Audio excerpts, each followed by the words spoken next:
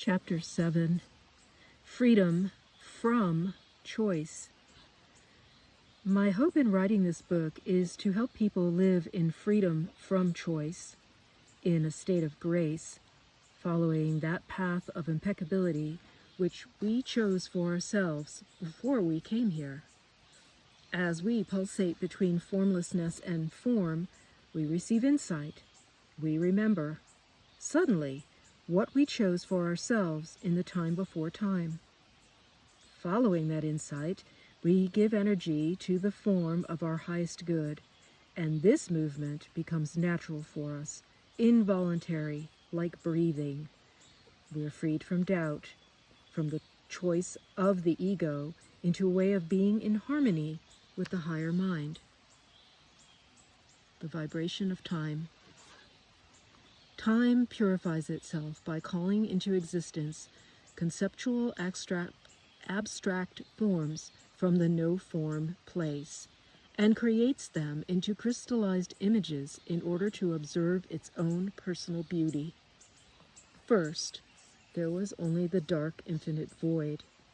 In the beginning there came the being of calling, of divine longing, and God called forth the light. When that happened, time began to form as one part of descending light, one part ascending light. Then, manifestation was made of one part descending light and 3 parts ascending light. Then, relativity was created of 3 parts descending light and 1 part ascending light. But before time could become the reflective universe, the great farmer created a place for emergence. I saw it in a vision of how Wama-Chi made cosmic consciousness. I saw that we, the people, are the vibration of God's planting field, of Na-Pi-A-Ne, and the planting field is God's plan for us here on earth. The earth is the clay we are made from which God raises his spiritual crops. The fertilizer of God's planting field, us, is firstly made of the eternal flame that feeds our essence of Ga-We, of all our relations, our union with all that is. Because we are rooted in the soil, fertilized by the flame, we become the flame of consciousness for the infinite self. Thus, God places us as the eternal flame onto the soil of the highest order of self. Secondly, it, the planting field, opens a doorway for the people to ascend as we evolve on into higher consciousness, i.e. higher planes. Thirdly, through the action of movement, through work, which is worship, the planting field allows our personal growth as individuals. The flash of light. The flash of light in which I perceived my visions became the flesh on the forms that I saw, whereas what was contained in the visions themselves were the insights embodied in them. In another way of speaking, the flash of light gave me the opportunity to see in an instant a lot of the formulated wisdom, and in that same moment I was granted the gift of becoming its inner meaning. Visions seem to work that way.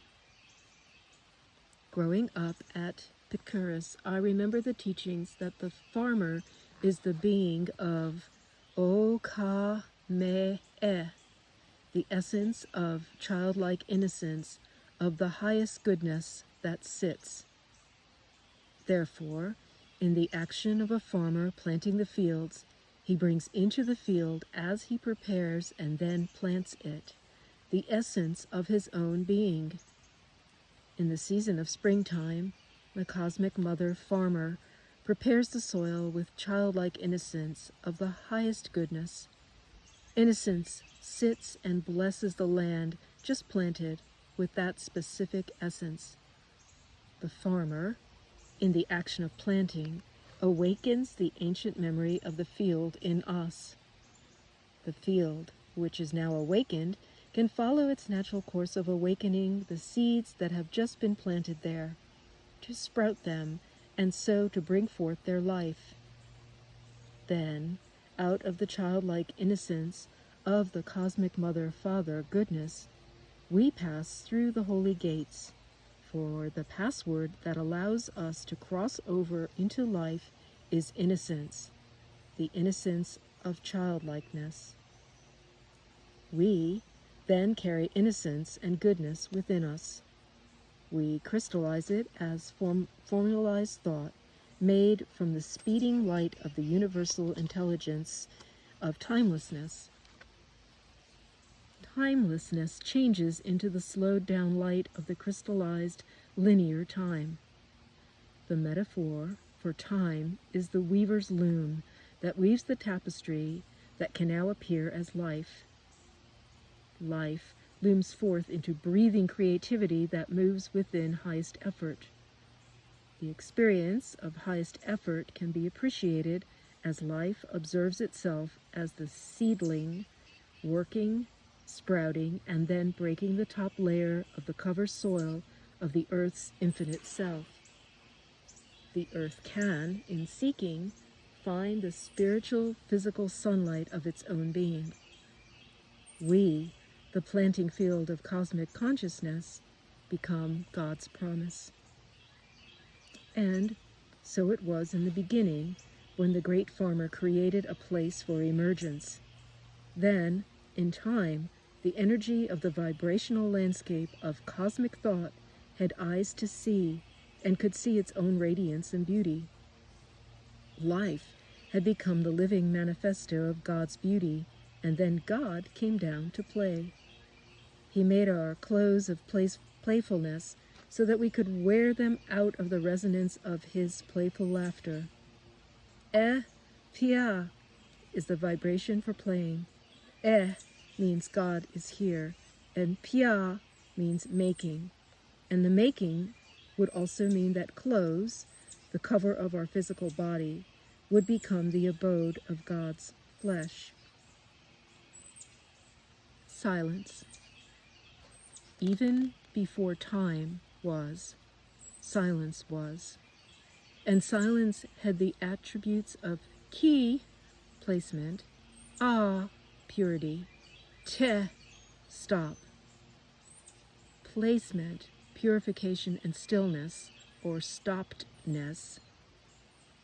Kia ne became mother. Ta mi ne became father. And the sound of te created the holding the door open, which created the present tense in consciousness. Placement was the primary essence vibration that became the mother, giver of life, so that now life could create. Purification was the primary essence that became the father, the purifier essence of placement. Te, stopness, gave them nowness or door openness as in the here and now of each moment, so that they could enter into all parallel realities, past, present, future. First came placement, the mother, followed by the father, purity, and together they became the cosmic mother-father principle. They could be at all places, past, present, and future, simultaneously, because of the presentness of time. I saw the weaver's loom as time weaving elaborate tapestries of the strands of God's discoveries among the heirlooms of memory. Silence is broken. And the silence was broken because the essence of get up, we, happened. In the morning of daytimeness, ki te was awakened by we, change. And now silence and non-silence began. Later, vibration would allow us humans to appear and disappear from silence into other realms, randomly. and time became one part descending light, one part ascending light on which awareness, capacity to manifest, and relativity were now allowables, a moment's behavior.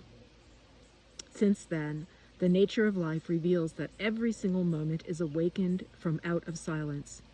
The moment appears, then expresses its content, and returns back into silence. Every moment returns back into silence because its roots are there. Every moment is grounded in silence. And the roots in metaphor are what become the eternal flame of life.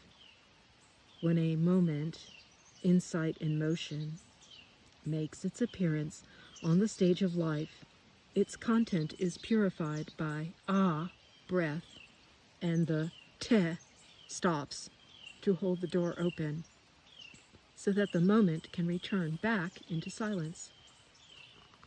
And that is how silence, non-form place, can materialize. Enjoy the moment of insight and the breath of placement, the essence of purity. It is the nature of silence to give placement to its life, to allow its own purification, and then to stop the degree of its own expression. In metaphor, silence is our physical blood in the sound vibration saying yes to life in accordance with our spiritual breath law as well as our natural physical law. Descending light is our spiritual law, whereas arising light is our natural law. We are Mother Nature's promise to herself.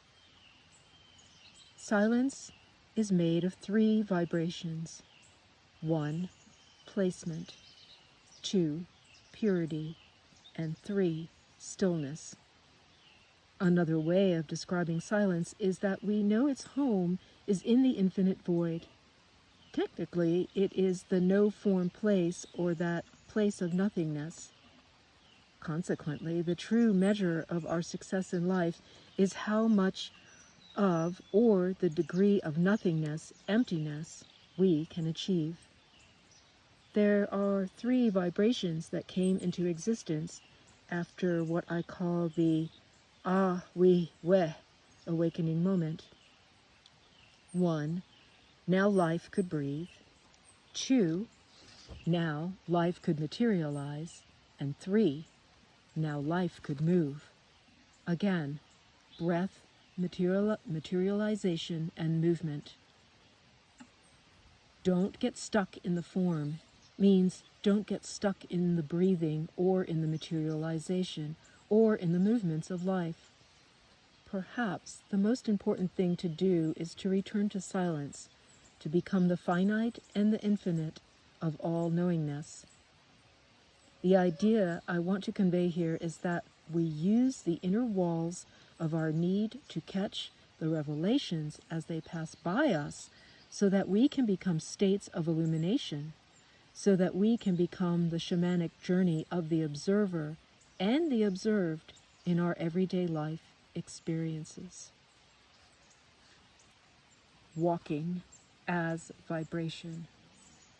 Taha Chihu, walking, is the analogy for vibration. Every year, during Holy Week, I walk from Bernalillo, New Mexico to Chimayo, New Mexico, a distance of 65 miles, to honor the Sanctuario, the shrine of the Christ Child. I do this because I understand that when we are physically walking, we become silence and non-silence inside of time. They are the spirit of the energies of walking which are in us. In walking, when our foot impacts with the ground, the descending light marries ascending light in the sound of our feet on the earth, nourishing our whole bodies. The sound, which starts at the foot, travels then all the other parts of the body and shakes the old ways alive and implants the new. It is as if we have moved from as above, so below. This chant, nowness, sings of the energy which bonds the past, present, and future. This is sound energy, and it heals as it comes upon the energy that is lifting us awake. Ta, walkingness of the purifying Father, gives us clarity of mind. Chi alerts us to the cold truth that knows, and then awakens the physical body for creative activity. Hu carries us next into the unknown. Freedom from choice allows us to be crystallized images, and as crystals, we can be our own seers, because we are here and then disappear in order to be there. Just before we become the memory of the moment just gone by, we fall into the essence of awe. The flash of light is the illumination that takes us up beyond the darkness of the void, just before we materialize that which we have experienced, just before we disappear once again into emptiness. The silence is our home, while the being of time brings us momentarily out to weave us into an array of beauty, just before we appear as silence. Do we really exist? The answer I can give, having viewed all the possibilities, is that beyond the levels of our highest goodness, we are nothingness, working diligently for more of the same nothingness, so that we may be full.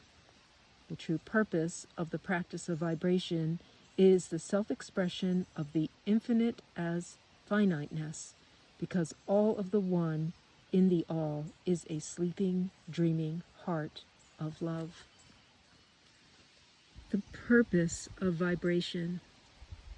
The active forms that make vibration a possibility include the nature of vibration, the order in which it happens, and the revelation aspect of it. The nature of vibration is that it has the quality of pulling in and pulling out. The order aspect of it flows toward emptiness, while the revelation side of it sees what is being made. The first quality in the nature of vibration is that when it is pulling in, an increased heat level allows it to face its own nature. In pulling out, it nurtures its own nature. Again, in the pulling into its own nature, it faces what it is creating, while in the pulling out, it nurtures that which it just allowed itself to become. The order aspect of vibration gives it the sequence so that it can materialize the desired form. Apparently, materialization occurs because vibration is seeking to purify the center, heart, of its newly formulated form. Consequently, the process of bringing forth gives it its materialization. Apparently, order also tends to move sequentially towards lack of or emptiness. It creates energy toward that end result by filling that space with a form. Revelation, on the other hand, appears in the motion of energy, because the ability of the conscious awareness to see is created by movement. Without movement, it could not see what it was creating.